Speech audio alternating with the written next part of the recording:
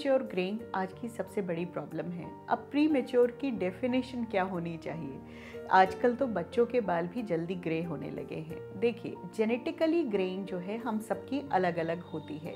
Genetics काफ़ी लोगों की ऐसी है कि उनकी 20 के बाद ग्रेइंग शुरू हो जाती है। काफ़ी लोग ऐसे भी हैं जिनकी 50 तक भी ग्रेइंग नहीं होती है।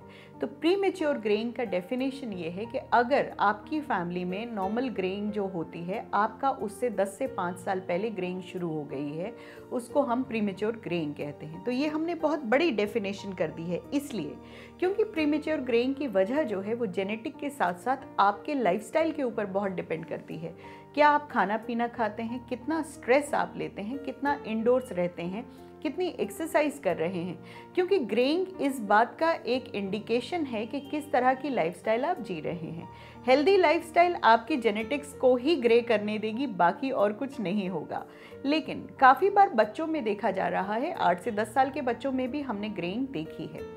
अगर आपके सर में 2 से 3 बाल या इवन 10-15 बाल भी ग्रे हैं, उनसे घबराने की बिल्कुल ज़रूरत नहीं है, क्योंकि कई बार ऐसा होता है कि इन बालों में मेलानिन बनना, पिगमेंट बनना बंद हो गया। लेकिन ये इस बात का सूचक बिल्कुल नहीं है कि अब आपके बाल सारे ग्रे हो जाएंगे। प्रीमेच्योर ग्रेइंग का मायने होते हैं जब आपके 10% से ज़्यादा बाल ग्रे होने लगें, और 10% एक बहुत बड़ी परसेंटेज होती है। बच्चों में ज़्यादातर ये हो रहा है जब हम खाना पीना उनका अच्छा नहीं हो रहा है। खाने पीने से मायने ये हैं कि उनके अंदर जिंक और मिनरल्स नहीं जा रहे हैं।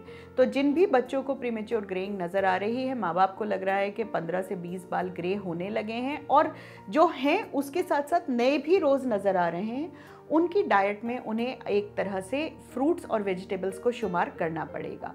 खजूर एक बहुत अच्छा सोर्स होता है आयरन का, किसी तरह आप रोज़ एक खजूर की बच्चे को आदत डालिए।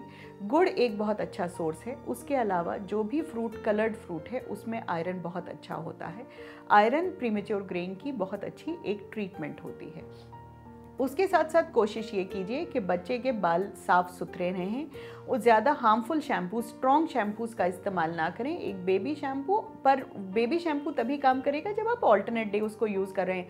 हफ्ते में एक बार आप सर धो रहे हैं और उसको बेबी शैम्पू से धो रहे हैं, तो वो कतई काम नहीं करेगा। एक अच्छी हाइजीन, एक अच्छी डाइट।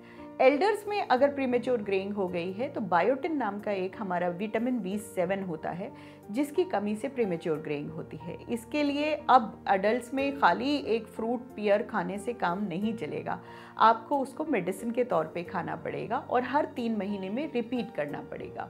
तो प्रीमेच्योर ग्रेइंग से परेशान होकर और बालों को सफ़ेद ना करें, डॉक्टर के पास जाएं, वो ब्लड टेस्ट कराएंगे, वजह देखेंगे, और उसके साथ साथ जो भी कमी है उसको पूरा करेंगे।